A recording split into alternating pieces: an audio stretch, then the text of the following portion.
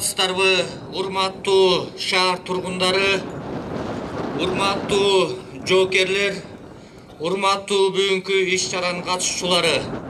Президенти Садыр Жапаров Кыргыз Республикасынын Конституциясына кабыл алынгандыгынын 30 жылдыгын майрамдоого даярдык көрүү жөнүндө жарлыкка кол коюусу элибиздин, мамлекетибиздин гаранты болгон Конституцияга ар бир кыргызстандык жарандын бийлик бутактарынын сергек, милдеттүү жана жооптуу мамиле күтүүгө багыт берген жарлыгы болду деп ойлойбуз. 5 май Кыргыз Республикасынын Конституциясынын өлкөнүн баш мыйзамынын күнү катары таанылып, бул күн коомдук куруунун принциптери жана нормалары түптөлгөн биздин өлкөнүн көз карандысыздыгы укуктук жактан бекемделген күн болуп саналат. Элибиз, мамлекет бул баш мыйзамга жетиш үчүн узак жолдорду басып өттү. Урматтуу шаар тургундары, 1993 жылы 5 майда эгемендүү Кыргыз Республикасынын биринчи конституциясы кабыл алынып, кайрадан 2010 жылы июнь айында өзгөртүлгөнүн жакшы билесиздер.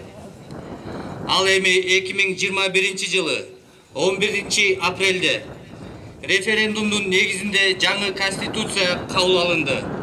2023 жылдын 5 майында азыркы кыргыз мамлекеттүүлүгүнүн укуктук негиздерин бекемдеген көз карандысыз Кыргыз Республикасынын биринчи конституциясы кабыл алгандыгына 30 жыл толот.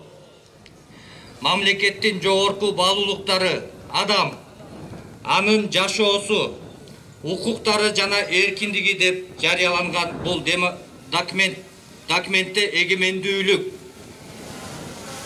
элдик бийлик, өлкөнүн аймактык бүтүндүгү, укук үстөмдүгү жана демократиялык принциптери бекемделген. Жаңы кыргыз мамлекеттүүлүгүнүн калыптанышынын укуктук, саясий жана социалдык экономикалык өбөлгөлөрү аныкталды. Азыркы мезгилде Конституция элдин биримдигинин, өлкөбүздүн көз карандысыздыгынын жана мамлекеттин бүтүндүгүнүн, коомдук өнүгүүнүн, азыркы Кыргызстандын демократиялык, саясий, укуктук, экономикалык жана идеологиялык негиздеринин калыптанышынын негизи болуп калды.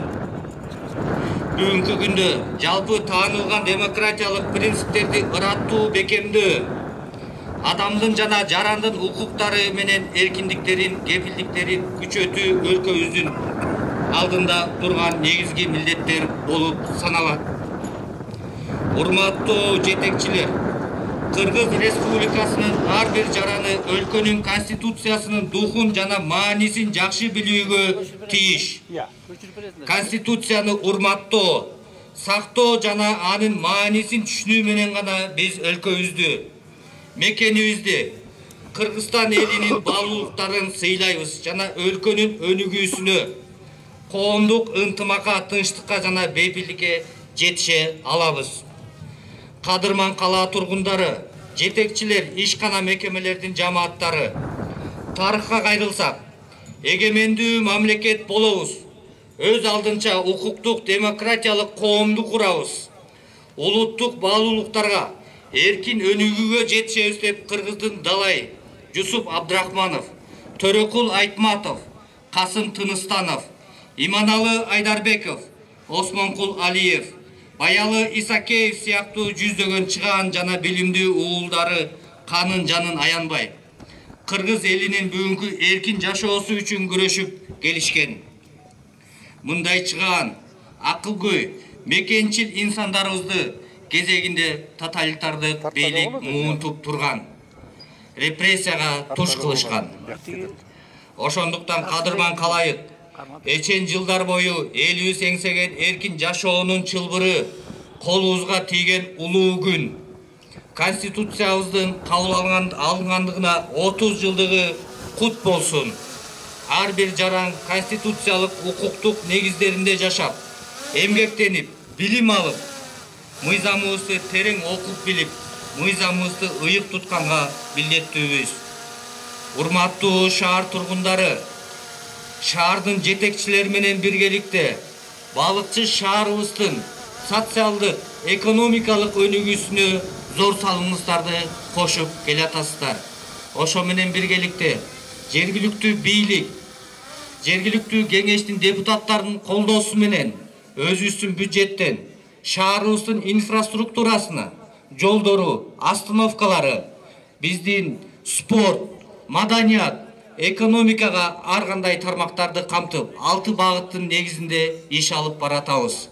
Мунун баары шаарыбыздын мамлекетибиз үчүн акыркы күчүбүздү жумшайбыз деген үмүтүбүз абдан чоң.